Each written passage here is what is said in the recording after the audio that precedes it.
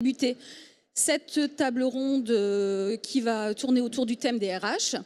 Donc, on sait aujourd'hui que la supply chain qu'on va prendre au sens large, donc on va y intégrer les transports et la logistique, est aujourd'hui indispensable au bon fonctionnement des organisations et des entreprises en général. C'est un secteur très dynamique qui génère énormément donc, du coup, de besoins en recrutement. Et pourtant, il peine à attirer les talents. Alors pourquoi ce manque d'attractivité? Sûrement par un manque de visibilité, mais aussi par une méconnaissance du grand public de toutes les opportunités et de tous les métiers que propose notre secteur. Donc là, on a 7 spécialistes qui vont faire sauter les idées reçues et vous donner envie de venir partager leur belle aventure de la supply chain, j'espère en tous les cas. Donc, peut-être que je vais faire rapidement je vais vous présenter chacun. Vous allez vous présenter chacun au fur et à mesure. Alors, du coup, je vais commencer par David Beaurepaire, qui ça marche? Allô? Oui, ça marche. Donc, vous avez un site qui met en relation les recruteurs et les candidats sur Internet. Et donc, ce site, ça vous permet d'avoir une vision, de vous élever un petit peu, d'avoir une vision globale de l'emploi en France et dans tout secteur d'activité. Et donc, ça serait intéressant que vous nous positionnez notre secteur, le secteur qui nous intéresse aujourd'hui, par rapport à l'ensemble d'activités en France, et que vous nous fassiez un petit zoom sur chaque région, celle qui recrute bien, les bons élèves, les mauvais élèves. Allez, je vous laisse commencer. Merci. Donc effectivement, sur Région de Job, c'est un site, en fait ce sont plusieurs sites, ce sont des plateformes de mise en relation entre candidats et recruteurs, à travers Région de Job, Paris Job, Cadréo, Hello Work. Juste, je vais faire 30 secondes sur ce que l'on fait. C'est tous les mois un petit peu plus de 3 millions de candidats qui sont majoritairement des personnes qui sont en poste et qui souhaitent changer de poste, que nous mettons en relation avec plus de 10 000 entreprises. Donc l'année dernière, sur 2017, c'est 11 millions de candidatures que nous avons envoyées à nos clients, tous secteurs confondus, en dehors du secteur public sur lequel nous sommes assez peu présents. Et si on s'intéresse à la dynamique de l'emploi, donc comme vous l'avez pu l'entendre, l'emploi reprend fortement, l'économie nous aide, et les recrutements également. Sur 2017 par rapport à 2016, nous avons constaté une croissance, tous secteurs confondus, de 40% du volume d'offres qui nous ont été confiés. Pour vous donner un ordre d'idée, c'est 450 000 offres en 2016 et c'est 640 000 offres en 2017. Donc nous sommes sur des volumes qui sont très conséquents.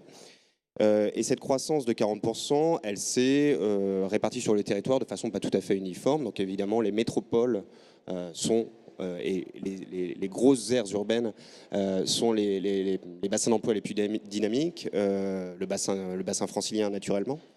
Et si on s'intéresse ensuite sur ce qui nous intéresse aujourd'hui, donc le secteur transport logistique, on constate une croissance de 98% du volume d'offres qui nous a été confié. Donc une accélération très très forte de ces besoins en recrutement. On passe de, je regarde les chiffres, mais de un petit peu plus de 15 000 offres en 2016 à plus de 30 000 offres en 2017. Donc un secteur en très forte croissance, des besoins en très forte croissance. On reviendra après sur les typologies des métiers et la configuration. Vous reprendrez la parole. Et si on fait un petit focus sur les régions, la région Île-de-France est la région qui à la fois pèse en volume, qui a le volume le plus important et qui a la croissance la plus importante.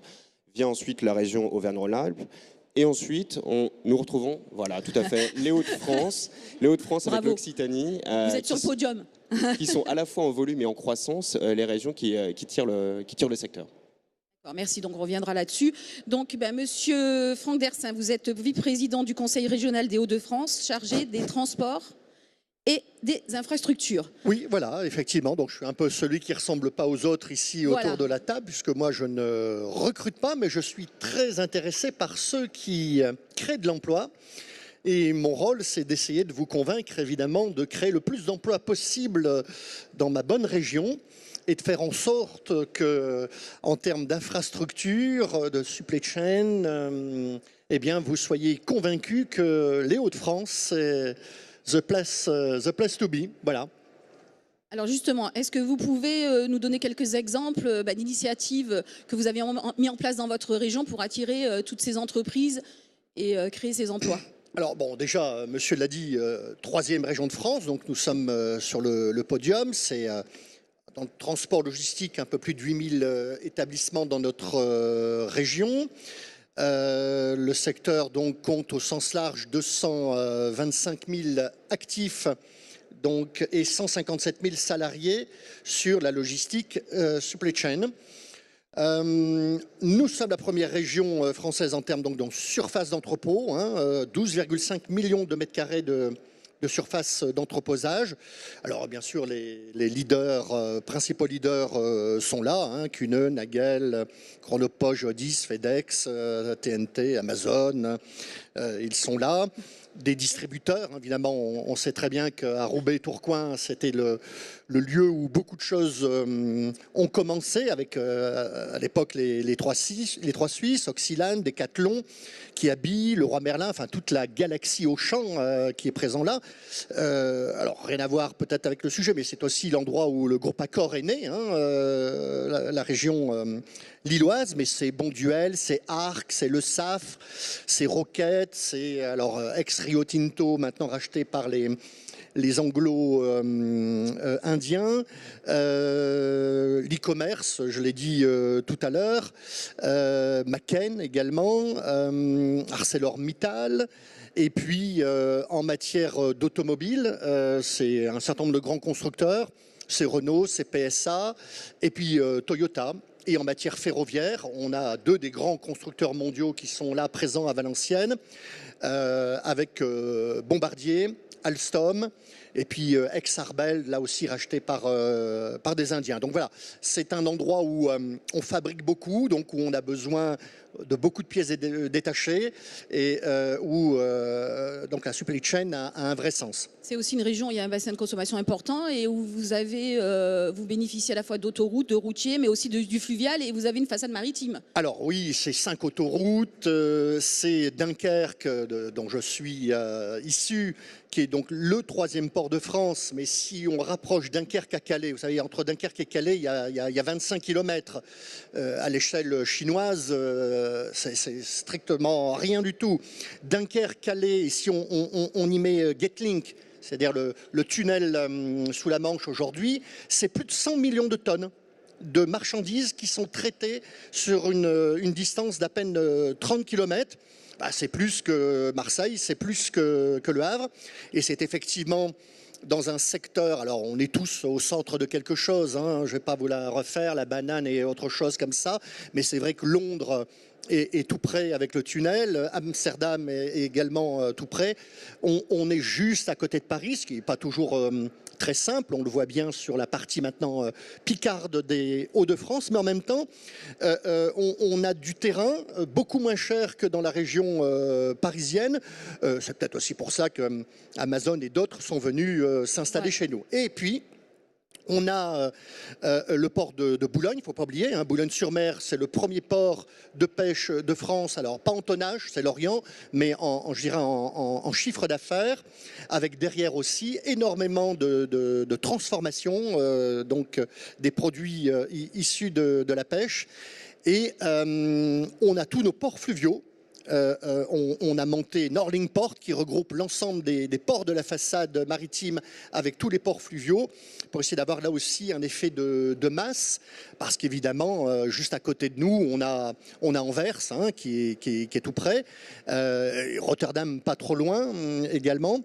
Mais bon, Dunkerque, c'est l'industrie. Je veux dire, encore là récemment, une grosse implantation industrielle vient d'être décidée. On l'a vu dans les journaux. Il y a un retour de l'industrie. Pour la première fois, on réembauche dans le domaine industriel en France, mais dans les Hauts-de-France. C'est un pôle énergétique aussi très important, centrale nucléaire. On a aussi un terminal gazier, l'un des plus importants d'Europe. On fabrique du froid maintenant, ce qui est très important. Dunkerque, par exemple, est un port qui s'est spécialisé dans les fruits.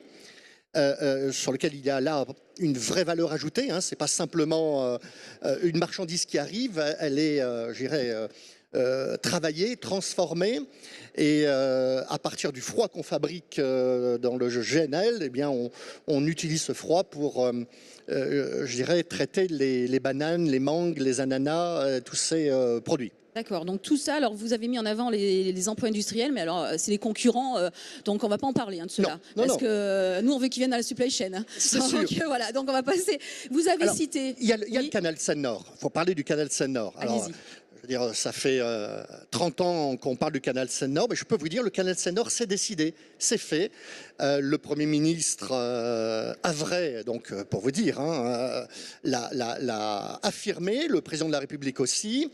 Nous avons reçu la semaine dernière la commission transport de la Commission européenne. L'Europe met donc 1,8 milliard sur ce projet de 4,5 milliards d'euros. Ce canal Seine-Nord, c'est 102 kilomètres qui vont relier la Seine au canal Grand Gabarit vers le port de Dunkerque. C'est un arc. Le canal Seine-Nord, c'est pas un canal contre Le Havre, c'est un canal qui, avec Le Havre et Dunkerque, va permettre de résister et d'être meilleur dans la concurrence face à Anvers, qui est un port je dirais, grand port européen. Et donc va permettre de créer des emplois. Je suis un peu monomaniaque. Oui, alors donc, on va déjà construire un canal, voilà, ça crée beaucoup d'emplois, mais voilà. Ensuite, 4 plateformes multimodales le long de ces 100 kilomètres. Et 4 plateformes multimodales, c'est au minimum 30 000 emplois, avec des milliers de mètres carrés, bord à canal.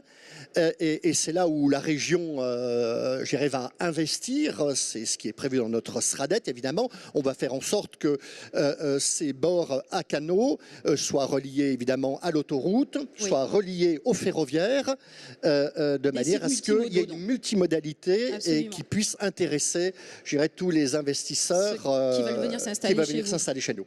Voilà. Merci beaucoup. Alors, vous avez cité Amazon, vous n'avez pas cité Ebner et FM, mais je suis sûre que vous êtes quand même dans la région Nord. On verra ça avec vous tout à l'heure. Alors, Amazon, Madame Laetitia de Montgolfier, vous êtes la DRH d'Amazon Logistique France. C'est ça. Voilà, c'est Bonjour. Ça. Bonjour. Donc Amazon, tout le monde connaît, mais je vous laisse quand même aujourd'hui nous expliquer qu'est-ce que c'est Amazon Logistique peut-être et quels sont aujourd'hui vos besoins et vos recherches. Bonjour à tous, donc je suis Laetitia de Montgolfier, DRH pour Amazon France Logistique. Donc nous avons à cœur chez Amazon de mettre le client au cœur de nos priorités et de répondre à la promesse qui est faite à nos clients. Pour cela, nous avons un réseau logistique en France avec 5 centres de distribution logistique. Nous en avons un à côté d'Orléans, un autre à Montélimar, un autre ensuite à côté de Chalon-sur-Saône et 2 dans les Hauts-de-France, un à côté de Douai et le plus récent à côté d'Amiens.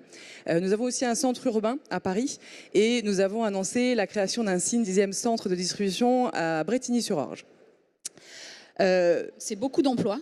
C'est beaucoup d'emplois. Donc nous avons aujourd'hui, fin 2017, 5500 salariés en CDI et nous avons annoncé pour 2018 la création de 2000 emplois en CDI supplémentaires.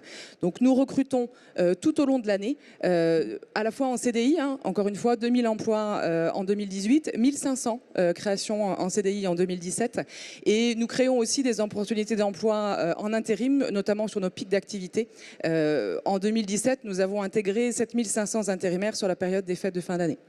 Donc nous recrutons sur des postes en préparation de commandes, donc des postes d'agents logistiques. Nous recrutons aussi sur les fonctions support, achat, maintenance, informatique et sur des postes de management en logistique, donc des responsables d'équipes logistiques et dans une logique de développement pour que chacune des personnes qui nous rejoignent dans l'entreprise puisse se développer. C'est sur toute la France ? Sur toute la France, bien entendu. Aujourd'hui, c'est sur l'ensemble de vos entrepôts, en fait. Tout à fait. D'accord. On reviendra vers vous après. Je vais peut-être donner la parole aux 2 personnes qui recrutent aussi, comme Amazon Logistique. Donc, on va peut-être commencer par Cécile Cloarec. Vous êtes DRH de FM Logistique et un prestataire logistique. Oui, tout à fait. Bonjour. Voilà. Et donc, vous êtes une société à capital familial. Oui. Un des points communs avec le groupe Ebner qui se présentera après. Alors, vous êtes peut-être moins connu qu'Amazon, et pourtant... Un tout petit peu moins. Ah ouais, voilà, c'est un petit peu moins. Allez. Et pourtant, vous aussi, vous recrutez, vous avez des besoins, et vous allez nous expliquer comment vous voyez justement, votre métier aujourd'hui, et qu'est-ce qu'il peut apporter. Oui. Donc, 2-3 mots sur FM Logistique, puisque c'est un peu moins connu, effectivement. C'est une entreprise internationale indépendante puisqu'à capitaux familiaux, qui fait aujourd'hui 1,3 milliard de chiffre d'affaires. C'est notre lancée, on va dire, pour cette année, avec 25 000 collaborateurs dans le monde et quasiment 6 000 collaborateurs en France. J'en profite d'ailleurs pour dire que sur la région des Hauts-de-France, nous avons plusieurs milliers d'employés puisque nous avons plusieurs plateformes. Et nous avons notre siège France qui est en Picardie. En plus. Notre siège groupe est à la fois en Lorraine et en région parisienne. Mais en tout cas, on a plusieurs milliers d'emplois dans les Hauts-de-France. Voilà. Donc une entreprise effectivement qui recrute, plutôt pas assez connue, ou en tout cas le métier même, les métiers de la logistique sont des métiers peu connus. Néanmoins, je pense que ça progresse. Nous, on a fait un très gros travail ces dernières années sur la marque employeur de FM Logistique et sur de la pédagogie pour expliquer en particulier aux jeunes ingénieurs, aux jeunes écoles de commerce, ce qu'étaient les métiers de la supply chain et en quoi c'était intéressant. On s'est rendu compte qu'il y avait un déficit de connaissances et d'images énormes. On a fait du micro-trottoir à la sortie de Business School avec des verbatims édifiants sur le thème la logistique. Ah oui, oh là là, c'est beaucoup de chiffres, oui, un peu de processus. Enfin, c'est plutôt des métiers d'hommes, 40, 50 ans. Non, c'est pas pour nous ça. Voilà. Donc vous prenez ça, vous dites OK, on a un gros boulot à faire. Alors que les métiers de la supply chain aujourd'hui sont des métiers à la fois de management, donc qui sont hyper riches au plan humain, et puis des métiers en pleine transformation avec de la technologie, de l'innovation digitale, de la robotisation, et puis des métiers de flux. C'est-à-dire que c'est des métiers en fait où on se creuse les méninges en fait pour arriver à servir le consommateur final le plus rapidement possible avec de la fiabilité, voilà. Donc des métiers hyper intéressants pour les jeunes diplômés et puis aussi des métiers plus opérationnels qui sont des métiers de premier accès à l'emploi, y compris pour des jeunes peu qualifiés qu'on va pouvoir intégrer et puis développer, comme le disait Madame de Montgolfier chez Amazon, voilà. On reviendra peut-être après sur la marque employeur, vous avez parlé. Alors, je vais peut-être passer la parole à Mourad Bouziane. Vous êtes donc le DRH, donc vous, d'Epner, qui est un organisateur d'opérations de transport. Exactement. Donc, alors, je vais vous laisser vous présenter et puis allez-y. Merci. Donc, je suis le DRH d'Epner. Donc, Epner, c'est une société comme FM, à capital exclusivement familiaux. C'est une société aujourd'hui qui est une société centenaire. Donc, c'est une société qui a été créée en 1925 et qui évolue dans le paysage des opérateurs de transport et logistique avec cette particularité, hein, tout comme FM. Et c'est quelque chose qui compte pour nous parce que c'est une démarche de management particulière qu'on s'attache et qu'on va s'attacher à développer de plus en plus en termes de marque employeur pour faire connaître notre secteur d'activité. Donc, c'est une entreprise qui fait 3000 personnes, 3100 CDI. On est également présent dans la région nord, hein, sur l'île, sur Saint-Omer. Donc, c'est une entreprise qui recrute 400 collaborateurs en CDI chaque année.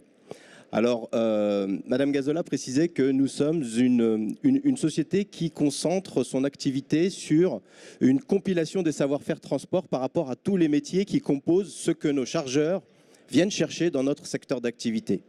Et en fait, comme l'a dit Cécile, hein, dans notre secteur d'activité, on est en train de changer d'air sous l'impulsion du numérique, sous l'impulsion de l'internationalisation de nos métiers. On se rend compte aujourd'hui qu'on devient un prestataire de plus en plus stratégique pour nos partenaires clients à qui nous devons apporter des solutions. Alors, cette nouvelle manière d'appréhender notre métier participe à son attractivité et aujourd'hui, ça a un impact direct sur notre politique de recrutement et notre politique de ressources humaines. Donc les 400 recrutements qu'on mène, on les mène véritablement chaque année avec une logique de communication sur ce que nous apportons concrètement dans le paysage du transport et la logistique. Alors, sans établir de chaîne de noblesse ou autre dans les fonctions, mais on est un secteur d'activité qui trop longtemps a été réduit à sa simple activité de transport, simple conduite, ou préparation de commandes, qui sont bien sûr les éléments importants de nos activités.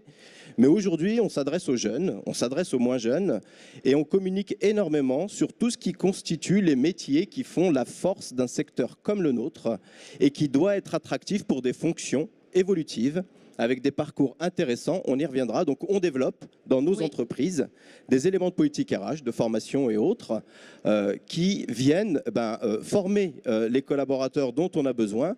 Pour ça, il faut d'abord les recruter. Et c'est vraiment un travail qu'on fait de plus en plus et qui demande beaucoup plus de stratégie que ça n'a été jusque-là. Et c'est vraiment un des enjeux majeurs en termes de RH. Et je crois que notre secteur d'activité peut en être fier parce que aujourd'hui, il a ce challenge à relever que de séduire. Et il va séduire par ce qu'il apporte. Et ce qu'il apporte, c'est noble et nécessaire à l'économie. Donc vraiment, à tous les jeunes et les moins jeunes qui sont ici, intéressez-vous à ce secteur parce qu'il y a beaucoup de choses qui se passent en ce moment et qui vont encore se passer. On va approfondir après ce sujet-là. Passer la parole d'abord à Florence Berthelot, parce que tout à l'heure, Cécile Cloarec disait qu'il y avait un vrai manque de visibilité de nos métiers, un déficit d'image. Et c'est peut-être aussi un peu de la responsabilité du secteur. Alors vous, vous êtes directrice générale de la Fédération nationale des transporteurs routiers, la FNTR. Vous êtes regroupée pour lancer une démarche qui s'appelle Tremplin avec d'autres organisations professionnelles. Et voilà, vous aviez peut-être un rôle à jouer là et vous allez nous expliquer en quoi ça consiste. Si j'étais provocatrice, je vous dirais que c'est le seul vrai rôle valable d'une fédération. Parce qu'en réalité, ce que disent les entreprises ici, toutes les entreprises le disent, de la TPE à l'ensemble des très grands groupes français. Et c'est notre rôle de fédération d'intervenir à ce niveau-là. Alors c'est vrai que Tremplin, on l'a lancé. On est bien entendu dans cette affaire-là. On a souhaité être associé très étroitement d'abord avec notre partenaire et voisin maintenant, TLF. À nous deux, on représente quand même 70% des entreprises adhérentes dans un secteur. S'ils sont joints aussi, parce qu'il y a un problème, même si à la ICITEL, on n'en parlera pas, des transports de voyageurs, qui offrent d'ailleurs d'autres métiers, puis aussi des déménageurs. Donc au final, nous, le but, c'était répondre aux besoins criants des entreprises. Je peux vous dire, je circule en région sans arrêt dans les assemblées générales, et c'est un cri de désespoir des entreprises. Alors tout le monde dit les conducteurs. Oui, on manque de conducteurs, mais on manque de tout. On manque de tous les métiers. Et donc, qu'est-ce qu'on pouvait faire pour y répondre? Ce qu'on a fait, c'est un recensement assez fin des entreprises et des profils. On est arrivé à 22 000 besoins exprimés au mois de novembre. On est convaincu qu'en réalité, c'est le double. À partir de là, qu'est-ce qu'on fait? Ce qu'on fait, c'est qu'il n'y a pas vraiment actuellement dans nos secteurs les candidats disponibles. Donc, il faut aller les chercher ailleurs. On a saisi le ministère des Transports, on a surtout saisi le ministère du Travail pour dire on a besoin d'identifier avec vous les leviers d'action parce qu'il faut aller chercher les candidats, il faut ensuite les former.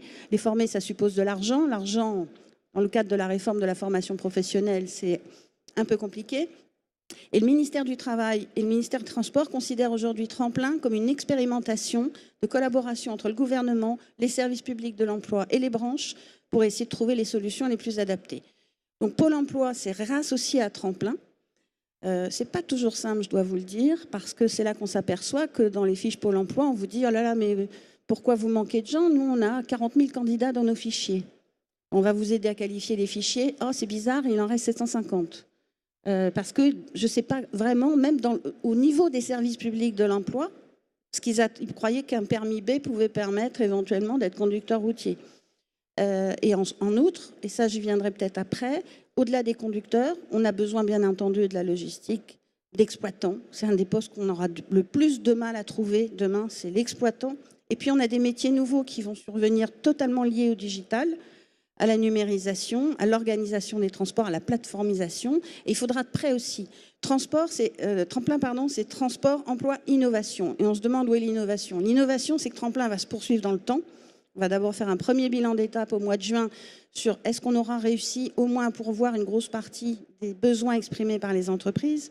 Mais ça va durer dans les années qui viennent. Et ce que l'on voit déjà se profiler, ce sont des demandes d'entreprises autour de postes qu'on n'imaginait pas dans le transport routier, ne serait-ce qu'il y a 10 ans, entre ceux qui maîtrisent les logiciels d'analyse prédictive, un certain nombre de nouveaux postes. Il faudra aussi être présent parce que tout ce qu'on n'aura pas su anticiper, y compris dans nos formations, on se fera concurrencer par d'autres secteurs. Je pense qu'on aura l'occasion d'y revenir. Parce que nous, on se fait déjà concurrencer sur ces secteurs-là, et on verra bien pourquoi. Parce que beaucoup de secteurs sont en tension, le bâtiment, le commerce et autres. Qu'est-ce qu'on va faire valoir comme argument? Les entreprises l'ont très bien dit. On peut offrir des postes à des gens très peu qualifiés et à des gens extrêmement qualifiés. Mais on a peut-être des contraintes qui ne sont pas forcément attractives pour un certain nombre de publics qui ne connaissent pas le secteur du transport et de la logistique. Alors, avant de repasser la parole aux 3 DRH, parce que je pense que là-dessus, vous avez des réponses à apporter, je voudrais revenir avec David Beaurepaire pour on a parlé de CDI, d'intérimaires. Est-ce que vous pouvez nous faire une petite typologie aujourd'hui dans notre secteur des contrats qui sont demandés, comment ça évolue et peut-être aussi, même si le salaire n'est pas toujours ce qui attire, mais quand même, quoi. Donc, comment se situent les salaires, les contrats dans notre secteur ? Alors, sur les salaires, je serais ravi de partager cette information avec vous, mais pour cela, il faudrait que les entreprises soient plus transparentes sur les salaires qu'elles proposent. Et la réalité, c'est que très souvent, soit il n'y a pas de salaire mentionné, soit nous sommes sur on va leur poser directement. Ou des tranches de salaire. Et objectivement, mais on parle de l'attractivité et des difficultés à recruter, c'est le deuxième sujet qui intéresse les candidats. Après lequel ? Petit 1, le poste, naturellement. Petit 2, le salaire. Et petit 3, le temps de transport. C'est un élément essentiel, le temps de transport. On vient de faire une enquête et nous avons près de 2 tiers, alors sur un échantillon redressé, mais en gros des personnes qui soient en poste ou à la recherche d'un emploi, de personnes qui sont prêtes à gagner moins pour gagner en temps de transport. C'est-à-dire qu'en fait, ils sont prêts à avoir une rémunération qui soit moins importante, tout simplement pour gagner en qualité de vie et en temps de transport. Donc, un autre élément qui est essentiel. Si on fait un focus sur le secteur du transport logistique, on voit que nous, globalement, sur nos plateformes, on a 66% des postes qui sont en CDI, là où sur le transport logistique, on est sur un ratio qui est plutôt de l'ordre de 46%. Et on voit que le travail temporaire est beaucoup plus important que ce que l'on peut observer sur les autres secteurs d'activité, puisqu'on a près de 46% des postes qui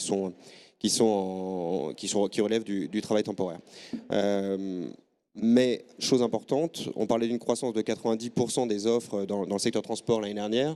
Le CDI est en croissance également de 90%. Donc on voit qu'on est sur des recrutements qui sont pérennes et des investissements qui sont donc qui s'inscrivent dans le temps.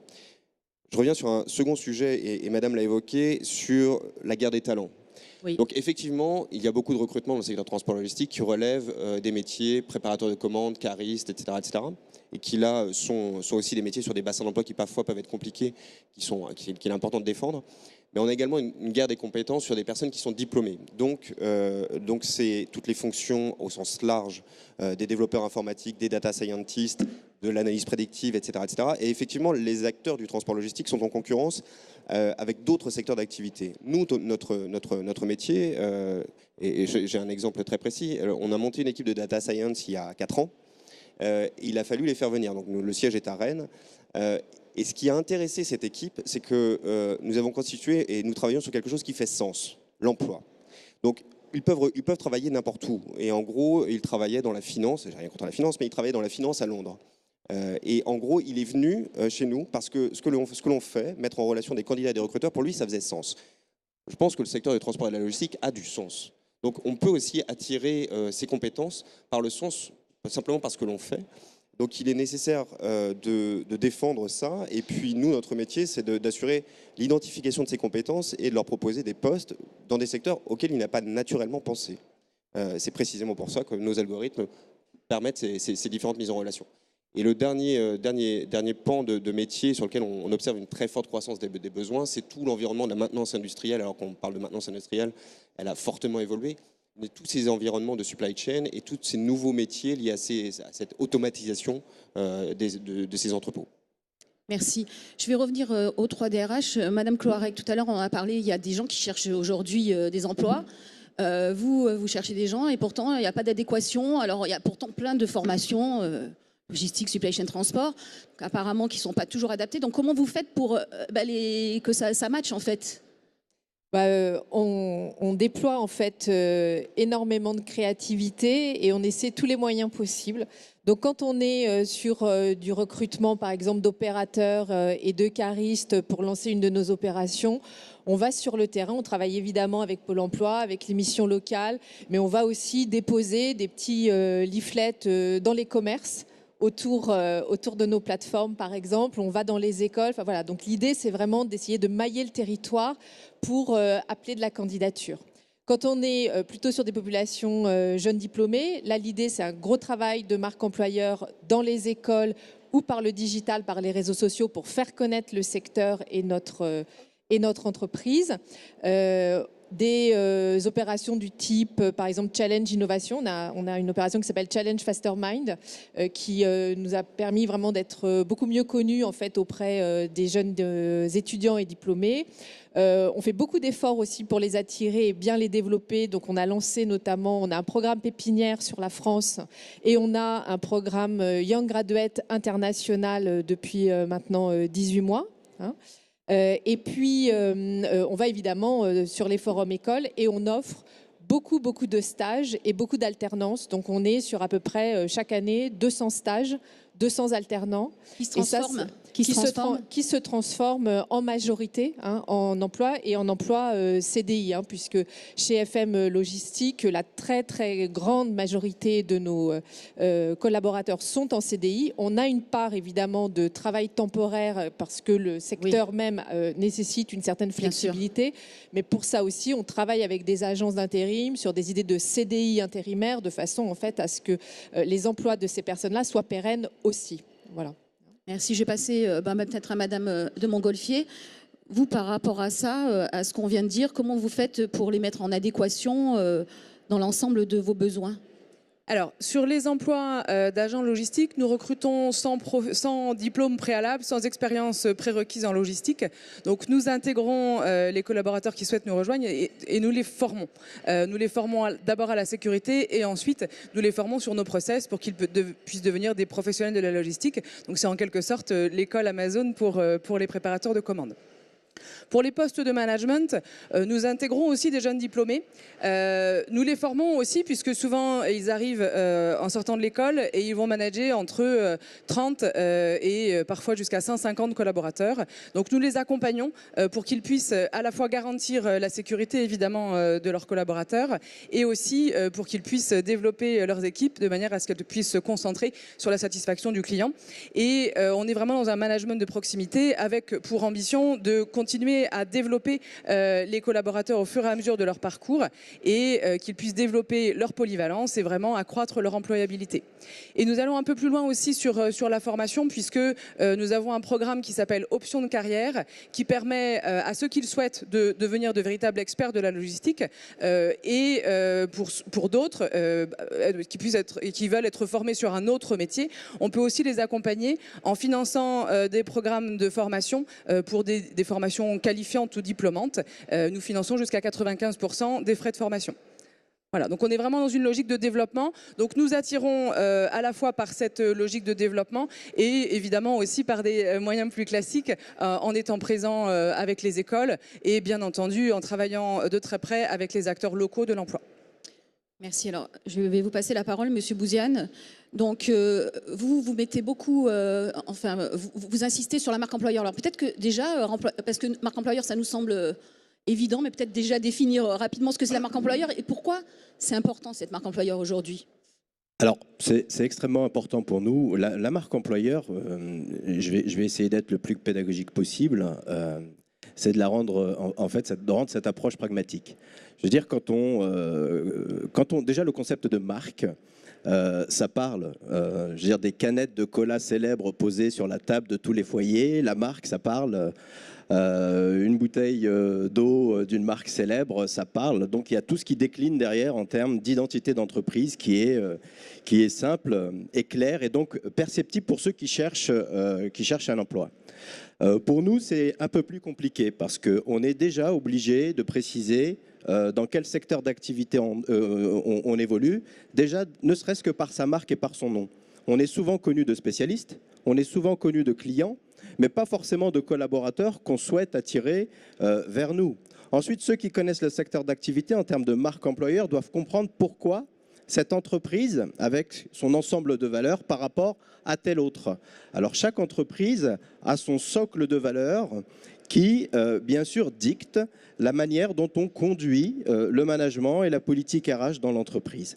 On a tous nos spécificités, on a tous nos atouts, il n'y a pas de hiérarchisation, mais il y a des valeurs particulières dans les entreprises qui dessinent des parcours et qui doivent parler. Et ça, on doit le communiquer. Alors justement, c'est quoi vos spécificités en termes de parcours, de marque employeur? Alors, sur une entreprise comme Epner, par exemple, l'audace qui traduit derrière, c'est une de nos valeurs communiquées, l'audace qui traduit un esprit intrapreneuriat. Voilà, particulièrement chez Epner, donc cette entreprise à capital familial a comme schéma de management une entreprise composée d'entrepreneurs. C'est-à-dire qu'on attend de nos collaborateurs qu'ils agissent tous en tant qu'entrepreneurs à leur niveau de responsabilité, de management, ou même quand ils tiennent des services entreprenants dans les agences. C'est-à-dire qu'ils agissent quotidiennement dans leur activité professionnelle et dans leur mission comme s'ils étaient leurs propres patrons. Donc c'est le concept d'intrapreneuriat, c'est-à-dire l'entreprise dans l'entreprise. Ça nécessite d'avoir de l'audace, de rechercher toujours une excellence parce qu'on est garant de ce qu'on produit. Et tout ça, c'est un socle de valeurs particulier qui se traduit. Donc, je rejoins pas tout à fait Monsieur Beaurepaire par rapport à l'approche salariale. Certes, le salaire, c'est important, mais je pense qu'aujourd'hui, ça ne fait pas tout. C'est essentiel, hein, parce qu'on travaille pour un salaire, c'est normal. Néanmoins, et encore plus aujourd'hui et demain, je pense qu'on doit offrir beaucoup plus de perspectives dans nos politiques RH et dans nos politiques de recrutement pour les collaborateurs. Il faut pouvoir donner des perspectives d'évolution. Il faut pouvoir donner des éléments d'apprentissage, y compris quand on est dans l'entreprise. C'est-à-dire il faut casser ce fossé qu'on a trop longtemps entretenu entre la formation, c'est avant, et après, c'est l'expérience. Non. Il y a aussi des apports de formation. Alors nous, comment on a réagi par rapport à ça? C'est aussi un élément fort pour répondre aux difficultés de recrutement, mais pour répondre aussi tout simplement aux besoins que nous avons, c'est des écoles de formation interne. C'est-à-dire savoir que pour des collaborateurs, et là, quel que soit leur âge, alors c'est plus fréquent quand ils sont plus jeunes, mais quel que soit leur âge, c'est dire que quand on rentre dans une entreprise, j'ai la possibilité d'intégrer l'université Epner, par exemple. Ça, c'est un module et un concept de formation qu'on a chez nous, auquel on tient énormément. Mais je peux vous dire que les managers et les collaborateurs qui rentrent chez nous aspirent à intégrer l'université Epner, parce qu'ils apprennent encore. Et ça, c'est quelque chose qu'on doit aux équipes.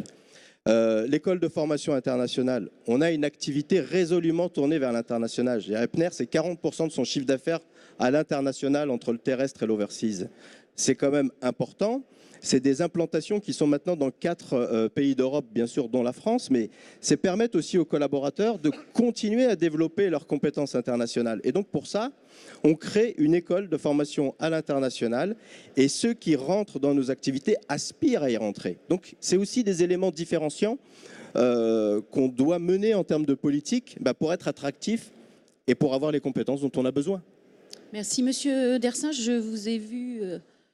Voilà, vous voulez intervenir sur la formation, c'est ça? Oui, alors je suis vice-président chargé des transports, mais j'ai un vice-président chargé de la formation.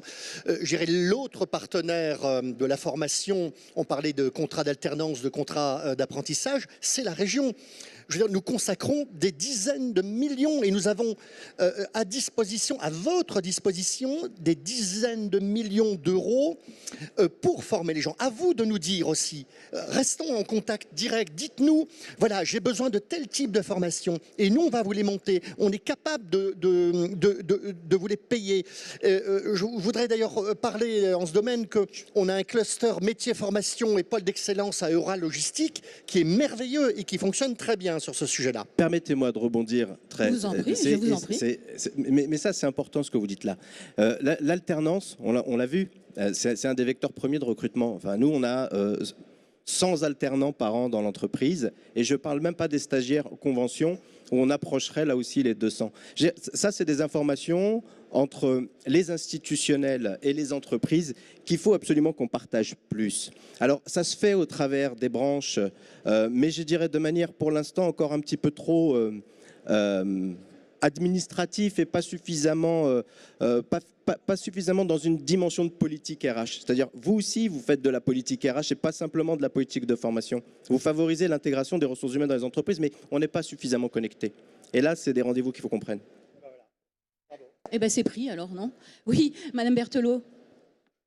On va un peu secouer les choses, comme d'habitude. Allez-y. Un des principaux problèmes qu'on rencontre, outre le sourcing, aller trouver des candidats. Les entreprises se plaignent toutes de former les gens à la fin des contrats, ils partent ailleurs. On a beaucoup de mal dans la notre logique secteur, vous voulez dire, vous les gardez pas sur votre secteur? Non, dans d'autres entreprises. Ah, dans d'autres entreprises. Et là, il y a un vrai sujet parce qu'il y a beaucoup d'entreprises qui s'investissent pour l'alternance, pour la formation et le contrat de pro. Et en fait, actuellement, ce qui se passe, et ça, je pense qu'il faudra raisonner très finement sur les attentes. Alors, il y a les attentes des entreprises, mais les attentes des candidats ne sont plus du tout celles qu'on imaginait.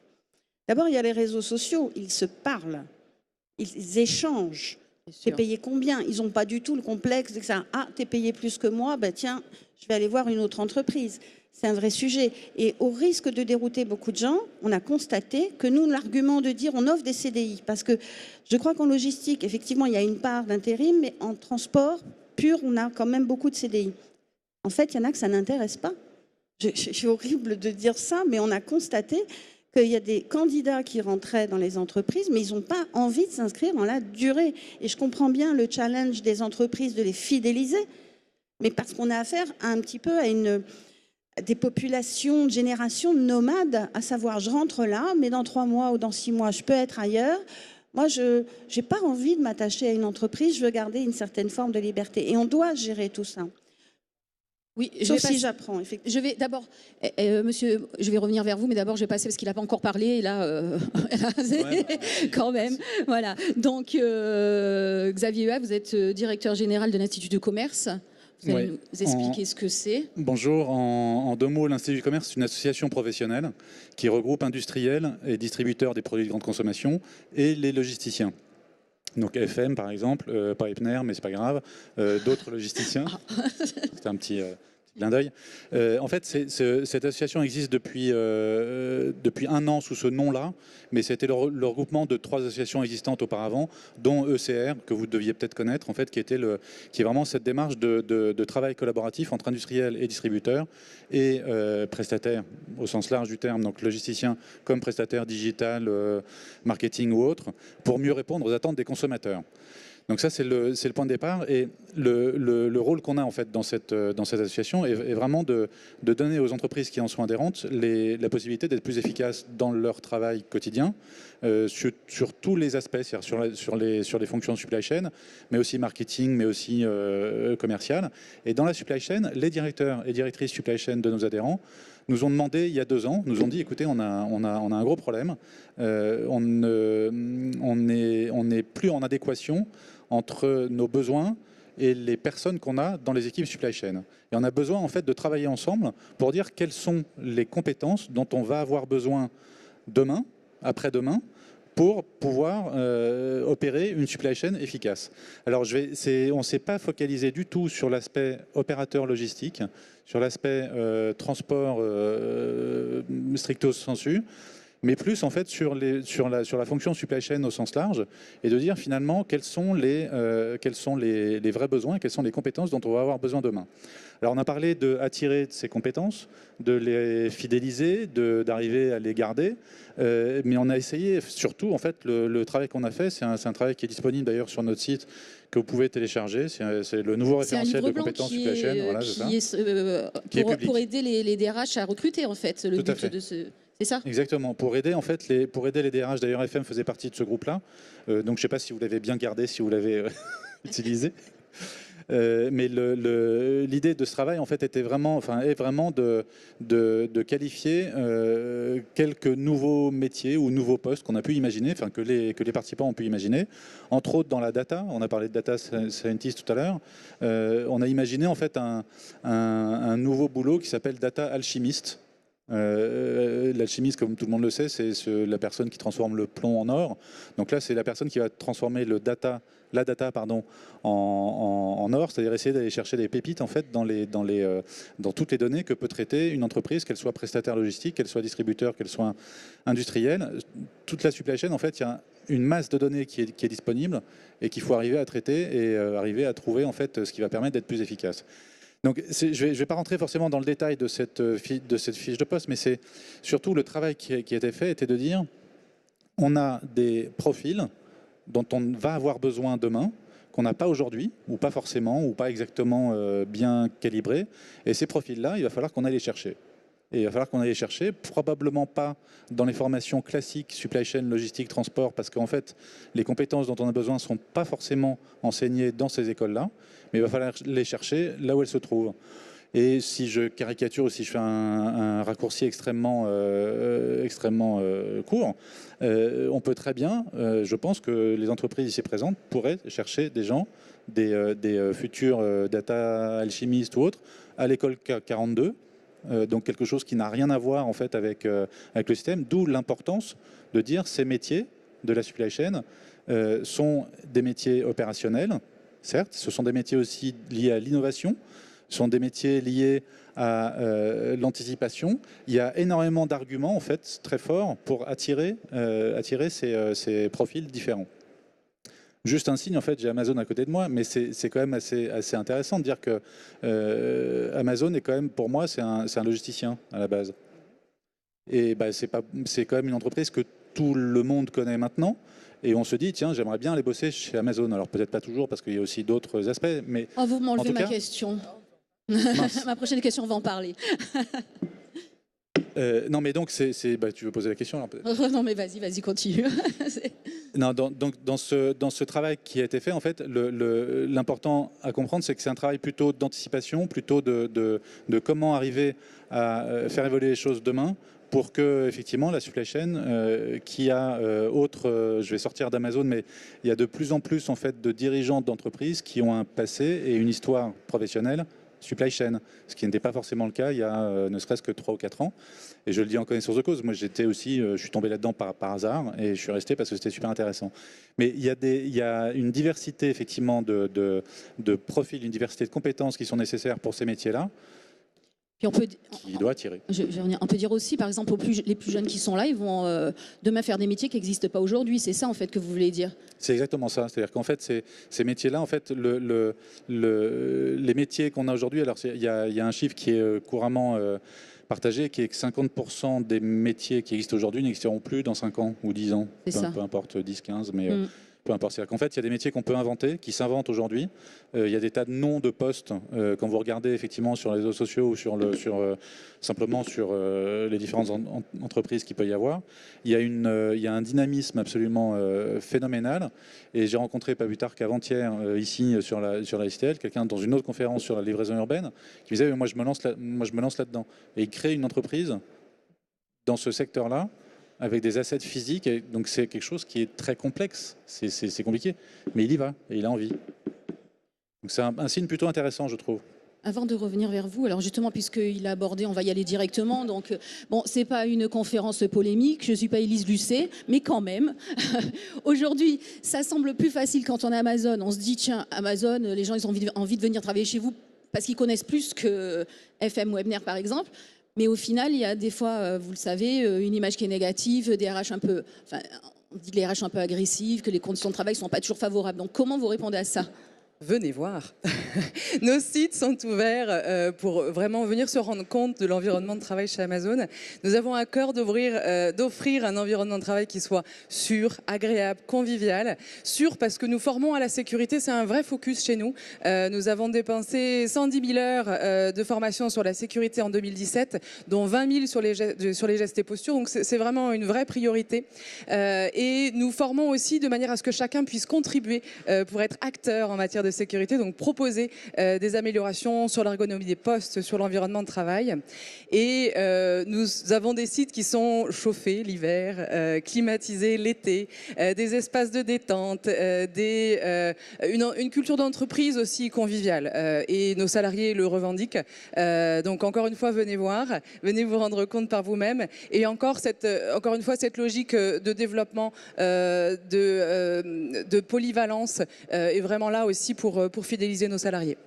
D'accord, merci pour cette réponse. Cécile Cloirec, Xavier Huat a parlé justement d'aller chercher peut-être vos candidats et les talents en dehors de l'écosystème, en fait, logistique et supply chain, en dehors des formations traditionnelles, voilà, peut-être historiques.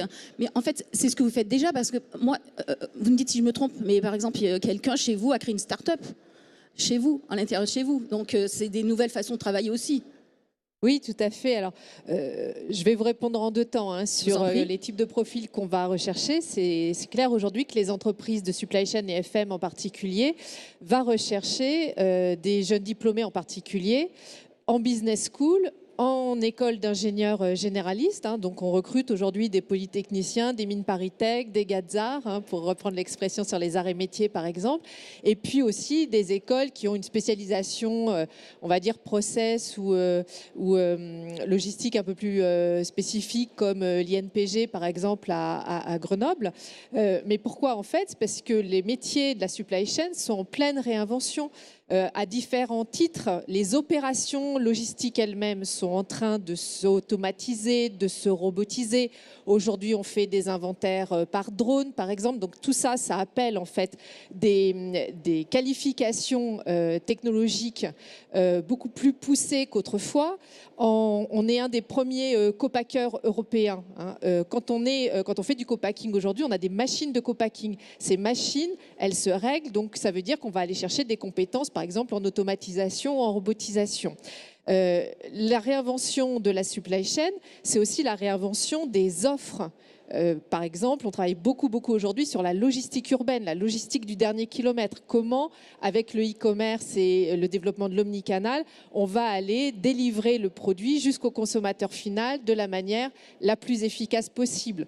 Ou encore, comment est-ce qu'on travaille avec les industriels sur ce qu'on appelle le SNOP, c'est-à-dire tout leur cycle de supply chain, pour en fait réinventer la gestion des flux et apporter beaucoup plus de valeur. Donc tout ça, ça entraîne une qualification très différente et croissante en fait des métiers. Et puis on pourrait rajouter évidemment toute la question du big data, puisque une entreprise de logistique aujourd'hui et de transport, c'est quoi? C'est une entreprise de gestion de flux et de gestion de données.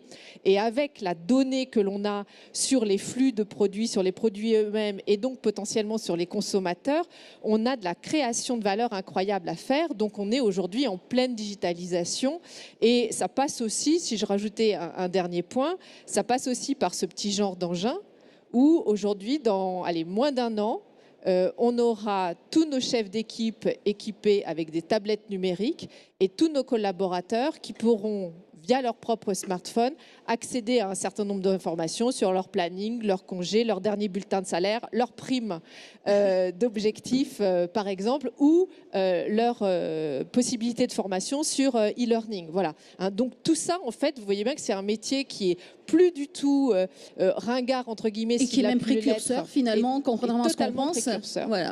Voilà, totalement précurseur. Donc ça, c'était pour répondre à une partie de votre question. Et la deuxième, du coup, m'est sortie de la tête. C'était par rapport, je pense qu'il y a une salariée chez vous qui a créé une start-up à laquelle vous avez participé. Oui. Expliquez-nous ça, c'est intéressant. Vous voyez bien, on est dans des métiers qui sont en pleine innovation.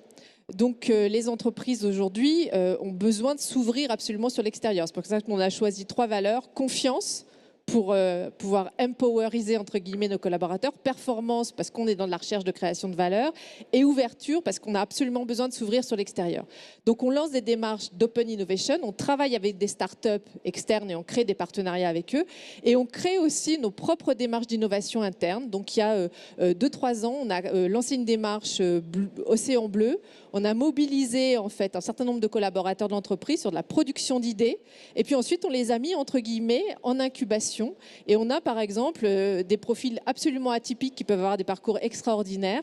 On a une jeune juriste internationale de l'entreprise qui est russe et qui au départ était chez FM Logistique en Russie. Vous savez qu'on est leader sur le marché russe.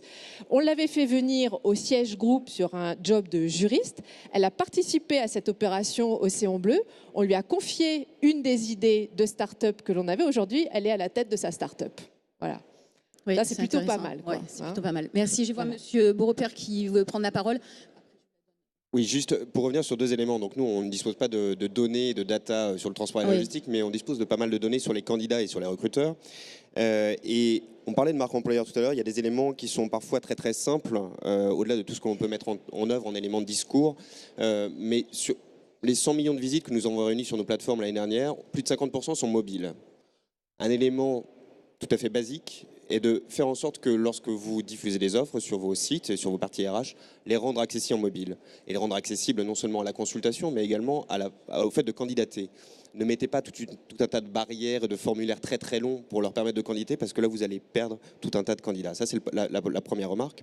Et la deuxième remarque, une attente des candidats très très forte, c'est une réponse à la candidature. On parle de marque employeur et on constate que plus de 50% des candidats se plaignent de ne pas recevoir de réponse.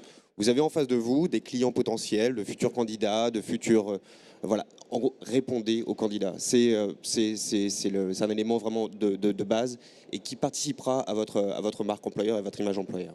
Merci. Madame de Montgolfier, vous vouliez prendre la parole, c'est ça ? Ah non, je vous avais vu bouger la tête, c'est pour ça. Non, pas du tout. Vous étiez d'accord. J'étais tout à fait d'accord avec c'est ça. David. Je voudrais revenir à Madame Berthelot. Tout à l'heure, vous nous avez dit que bon, la démarche tremplin, c'est pas que du transport, mais aujourd'hui, il y a peut-être des gens qui sont pas spécialement diplômés et qui s'intéressent aussi à des fonctions de transporteurs ou des fonctions d'opérateurs dans les entrepôts. Et franchement, est-ce qu'aujourd'hui, vous allez dire à un jeune, venez faire ces métiers, alors qu'on sait qu'ils vont être complètement disruptés dans quelques années, notamment avec la conduite autonome Ça, c'est une question qui est souvent posée. Alors, il y a eu des tas de rapports sur le véhicule autonome et l'impact. C'est vrai peut-être que, en fait, le point de départ, c'est qu'on a quand même affaire à un environnement global d'opinion publique. Je me demande s'ils ne croient pas que les choses arrivent par magie. Parce que quand, en fait, on leur explique que le premier acheteur transport, c'est le consommateur, et que plus on consomme en réalité, plus on génère du transport, ça suscite toujours un événement. D'où l'idée que les entreprises, que beaucoup font, ouvrent leurs portes, montrent comment les choses fonctionnent. Qu'est-ce que c'est que la finesse de la logistique pour faire arriver ne serait-ce qu'une tasse de café sur une table? Enfin, ça, personne ne le voit. Donc après, le grand public, effectivement, il est impressionné, on l'est tous, par les grands disrupteurs, les Tesla, les Google Cars, etc., en se disant, voilà, demain, tout va être autonome. Alors, cette semaine, il y a quand même eu un accident mortel sur la conduite autonome. Toyota a suspendu ses essais, ça va repartir, etc. Oui, on va y aller vers le véhicule autonome, mais il va y avoir un temps de latence. Et puis, quelle autonomie ? On va traverser une phase, à un moment donné, assez critique. Tout ça pour dire à ceux, par exemple, demain, qui veulent faire de la conduite, ils ne vont pas perdre leur job tout de suite et il y a des facteurs d'évolution. On va avoir besoin, pendant un moment, de gens qui vont être dans les véhicules sans les conduire. Parce qu'on va se trouver avec une réglementation et autres qui va exiger la présence d'une personne dans un véhicule alors qu'en fait, le véhicule va être quasi autonome, juste pour reprendre la main en cas d'aléa. Ça, c'est une catastrophe. Moi, je ne vais jamais trouver personne à qui je vais dire « vous allez vous mettre dans un véhicule et puis vous allez le surveiller au cas où ». Donc ça, c'est un sujet. En revanche, les futurs conducteurs, à un moment donné, pourront... Alors, j'habite peut-être la planète Zorg, mais je le revendique, seront peut-être pilotes à distance de camions. Parce qu'en réalité, on va se retrouver peut-être avec des centres de contrôle où on pourra piloter à distance des véhicules qui transportent les marchandises avant que peut-être ces véhicules soient complètement autonomes. Mais ce n'est pas tout de suite. Je suis la première étonnée. Moi, je pensais que ça arriverait beaucoup plus vite que ça. En réalité, compte tenu des enjeux de sécurité, compte tenu de la prudence des autorités publiques, dès lors qu'on touche à la sécurité routière ou à la sécurité des personnels, ça ne viendra pas aussi vite que ça. Ce qui risque de venir le plus vite, c'est le platooning. C'est le fait, en fait, d'avoir des convois de véhicules avec un conducteur dans le premier véhicule et les autres qui suivent parce qu'ils sont asservis par Wi-Fi. Certes, oui, mais c'est pour une catégorie de véhicules, une catégorie de flux, et il faut que les infrastructures suivent. Mais une fois de plus, bon, voilà, c'est ces métiers qui font peur. Moi, il y a un point qu'on n'a pas évoqué très rapidement. Je vous en prie. Je crois qu'il y a aussi un effet d'image du secteur transport et logistique qui semble assez contraire, à tort, aux valeurs sociétales d'aujourd'hui. Et ce qu'il faut expliquer à des candidats, c'est qu'en réalité, il y a aussi énormément de postes qui vont être liés au développement durable, à la transition énergétique, à la transition écologique. On est quand même dans un secteur qui fait des efforts énormes, bien plus que d'autres modes de transport, et sur lequel on aura besoin de compétences qui seront vraiment dédiées. Oui, il y a le numérique, mais il va y avoir aussi tous ces aspects de transition écologique, et les entreprises qui sont tous dans une logique RSE le savent. On a là certainement besoin de talents qui vont nous aider à trouver des idées pour encore accélérer ces transitions énergétiques écologiques. Merci. Comme on arrive presque à la fin, je voudrais laisser peut-être la parole à la salle. Je vais, Monsieur Bouziane, vous demander là, si vous avez pour faire venir les gens 3 bonnes raisons. Pourquoi 3 bonnes raisons pour venir travailler en supply chain? Comme ça, lancez-vous. 3 bonnes raisons. Écoutez, des entreprises au cœur des enjeux économiques de demain, le numérique, le développement durable, vraiment, c'est des sujets. Donc aujourd'hui, c'est une des bonnes raisons pour rejoindre notre secteur d'activité. Des parcours extrêmement intéressants. C'est aujourd'hui un des rares secteurs d'activité où les entreprises permettent des évolutions concrètes. On peut faire de très très beaux parcours dans nos entreprises.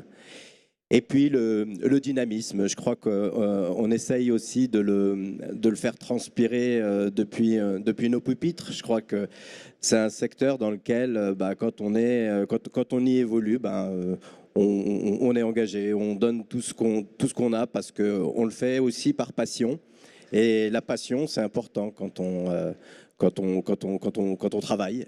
Et il faut dépasser aussi la simple sphère du travail. Il faut parler de bien-être et donc il faut parler de passion aussi dans nos organisations. Donc voilà ce que je peux dire sur les 3 bonnes raisons. Madame Montgolfier, bien sûr, bien sûr, j'allais vous passer la parole. La diversité de profils aussi. Nous attirons aussi des femmes. Donc nous sommes à parité, presque parité chez Amazon, et les femmes sont les bienvenues, évidemment, dans le secteur de la logistique. Alors, Madame Cloarec, allez-y aussi. Vous avez dit 3 raisons. Alors, je ne reviendrai pas sur l'aspect technologique, digital, numérique, on en a beaucoup parlé, mais en tout cas, moi je crois que la supply chain, c'est là que ça se passe en ce moment. C'est une fonction, une dimension qui est en train de devenir stratégique pour toutes les entreprises et je dirais core business quasiment pour toute l'économie. C'est pas pour rien qu'Amazon, qui est un de nos clients d'ailleurs, je tiens à le dire, c'est pas pour rien qu'Amazon a pris la place que cette entreprise est en train de prendre dans l'économie. Une des principales forces, Xavier l'a très bien dit, d'Amazon, c'est ses capacités logistiques et d'organisation, de gestion de flux. Donc voilà, donc une vraie bonne raison de venir, à mon avis, dans nos entreprises, c'est que c'est là que ça se passe, parce que c'est en train de devenir core business, et c'est là que la transformation numérique et digitale est la plus à l'œuvre en ce moment. Première raison. La deuxième raison, ça reste des entreprises avec une dimension humaine, managériale extrêmement forte. Donc on peut à la fois se développer sur des compétences techniques, technologiques et sur des compétences humaines, managériales. Et comme on est en pleine transformation, cette compétence managériale et de gestion de la transformation, elle est extrêmement intéressante aussi. Voilà, donc vous venez dans la supply chain, vous apprenez aussi à être des managers. Et puis, j'ai envie de dire, il y a une question d'opportunité, il y a des places à prendre parce qu'on est dans des entreprises qui jusqu'ici ont plutôt peu attiré des personnes très qualifiées. Et donc, il y a encore énormément à faire. Et quand on a de l'envie, de l'énergie et une tête bien faite, vous êtes dans des entreprises qui vous ouvrent les portes, qui mettent en place des plans de formation extrêmement importants. Madame de Montgolfier en a parlé, monsieur pour l'entreprise Epner aussi. Chez FM, c'est quasiment près de 4% de la masse salariale en formation chaque année, quoi. Donc il y a de formidables carrières à faire assez rapidement finalement quand on a la tête bien faite et qu'on met du cœur à l'ouvrage. Voilà. Est-ce que, Monsieur Beaurepaire, je ne sais pas, vous avez quelque chose à rajouter par rapport à la typologie, peut-être des profils ou... Alors, spécifiquement sur le transport, non, peut-être pas, mais juste non, pas un élément là sur on parlait de la formation tout à l'heure. Oui. Nous disposons de beaucoup de données. Nous avons 10 000 recruteurs qui tous les jours utilisent notre plateforme et qui vont faire des requêtes pour accéder à des CV. Et ces données, par bassin d'emploi, on peut très très bien les identifier et donc voir aussi quelles sont les compétences émergentes, en tout cas les requêtes de recruteurs, et qui peuvent aussi donner un signal sur quelles sont les formations sur lesquelles il faut flécher les investissements pour répondre à ces problématiques émergentes. Donc ce sont des données dont pour l'instant que nous gardons pour nous, mais nous sommes tout à fait prêts à travailler, que ce soit avec les fédérations ou avec les acteurs publics, pour les partager et de façon à ce que ça soit plus live, entre guillemets. D'accord, merci. Je voudrais juste faire un petit clin d'œil à M. Dersin avant de passer la parole. Ça fait longtemps que je suis dans ce secteur-là et je suis très contente de voir qu'aujourd'hui, les régions, elles se battent pour faire venir les emplois supply chain transport, alors qu'il y a encore quelques années, les élus, ils y étaient moins favorables. Donc, je voulais vous dire... si vous voulez, l'emploi, c'est le nerf de la guerre. Je veux dire, voilà. On a fait notre campagne électorale là-dessus. Xavier Bertrand son thème de campagne, c'était au travail. Donc, c'est la clé de tout. Enfin, je veux dire, on a un pays où il y a plus de 5 millions de chômeurs et on entend les entreprises nous dire on ne trouve pas. Il y a quand même quelque chose qui ne marche pas bien dans ce pays. Donc, c'est là où je suis d'accord. Il faut qu'on se parle mieux. Il faut qu'on adapte mieux. Il faut qu'on dépense mieux nos millions d'euros qu'on dépense en matière de formation, d'apprentissage, de manière à ce qu'on colle beaucoup plus à vos demandes. C'est ça, je pense, qu'il faut retenir. Merci beaucoup. Est-ce qu'il y a des questions dans la salle? Oui. Il y a un micro? Merci beaucoup. Bonjour, Véronique Fugé-Garel, prestataire de service. Merci pour votre présentation. Moi, j'ai une petite question qui porte sur vos homologues européens. J'aurais voulu savoir comment se situait l'attractivité du transport, de ce secteur transport et logistique en Europe et savoir s'il y avait un problème d'aversion spécifique à la France. Madame Berthelot, peut-être? Merci. Oui, là, je prends ma casquette IRU, Union internationale des transports routiers. Le problème est mondial. Il est européen. C'est hallucinant. Les Français cherchent, les Allemands cherchent, les Polonais cherchent. Les Polonais vont recruter en Biélorussie, les Biélorusses vont au Kazakhstan. Enfin, c'est un enchaînement absolument insensé. Mais c'est absolument incroyable. C'est-à-dire aux États-Unis, il y a une pénurie partout dans le monde. Donc l'aversion, elle est globale. Donc c'est bien un problème d'image globale du secteur et c'est pas plus dans un pays que dans un autre. Moi, en tout cas, c'est l'expérience que j'en ai. On a eu un colloque sur le sujet il y a 3 semaines et c'est vraiment généralisé et tout le monde s'arrache les cheveux pour savoir quelle est la bonne approche. Donc ça colore un peu notre débat. Monsieur A. Oui, je vais dire, enfin, l'aversion est globale, l'attractivité est globale aussi. C'est-à-dire, ça marche dans les deux sens. C'est-à-dire que tout ce qu'on a dit là sur les enjeux de la supply chain, sur tout ce que ça apporte, le fait que ce soit effectivement au cœur des préoccupations en tant que consommateur, on veut tout maintenant, on veut tout tout de suite, et pas cher, mais ça c'est un autre sujet, mais on veut tout de suite. Donc c'est en fait comment on répond à ça? Et ben, c'est forcément de la gestion de flux extrêmement optimisée, un peu plus automatisé probablement, mais c'est tout ça. Donc l'attractivité, et là moi j'ai aussi une casquette européenne en fait, j'ai mes homologues en fait dans tous les pays d'Europe, on a exactement les mêmes points. Une autre question? Bonjour, Brice Belda des Transports Isaré. On parlait tout à l'heure des camions autonomes. Et donc, comment attirer des conducteurs dans nos métiers, dans des métiers qui sont amenés à disparaître? Je pense normalement, ils ne devraient pas être amenés à disparaître du fait qu'on aura toujours besoin d'aider au chargement, au déchargement, de démarger des documents. Même avec l'informatique embarquée. Je voulais savoir ce que mes amis transporteurs au niveau RH en pensaient quant à une évolution de ces métiers de conducteur justement, et c'est peut-être une possibilité d'attirer beaucoup de gens à se tourner vers ces métiers. Qui veut y répondre? Monsieur Bouziane, peut-être? Oui, je veux bien répondre. Je ne suis pas un spécialiste de l'activité transport, néanmoins, je pense qu'il ne faut pas parler de disparition. En tant que professionnel des ressources humaines, je crois qu'il faut qu'on prenne nos responsabilités et qu'on accompagne la transformation. Vous l'avez dit, Madame l'a dit, c'est le véhicule autonome, par exemple, si on prend ce cas-là, va s'accompagner d'un ensemble de prestations tout autour qui vont forcément nécessiter une adaptation du métier de conducteur à la base.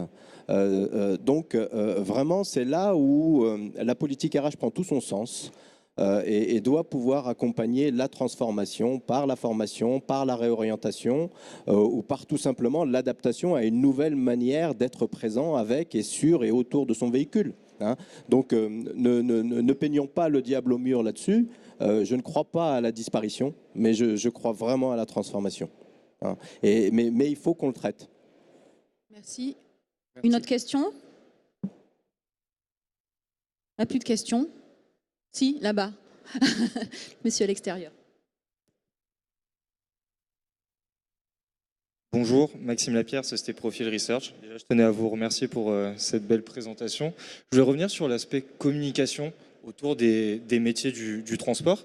Je suis recruteur dans ces métiers-là et je trouve que il y a un grand manque de communication justement autour de ces métiers-là.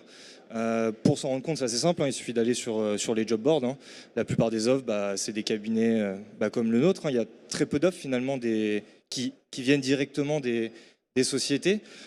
C'était Mme Clorec, je crois, qui parlait justement du micro-trottoir et de l'image que les personnes avaient du monde du transport et de la logistique. Selon vous, d'où peut venir ce manque de communication justement sur ces métiers-là et sur les opportunités justement qu'il y a à pourvoir? Alors, Madame Berthollet, Madame Cloarec, les deux. Très vite. Dans 30 ans, il va y avoir une campagne de valorisation des métiers. Paradoxalement, en fait, il y a beaucoup de matériel sur Internet de promotion des métiers des entreprises et c'est fait. Sauf que, une fois de plus, ça n'intéresse pas forcément ni le grand public ni rien. Donc, c'est à nous de trouver les supports et d'articuler ces campagnes de communication sans arrêt. Mais c'est un vrai sujet. Et puis, il y a un sujet, c'est que ça coûte beaucoup d'argent. Madame Cloarec?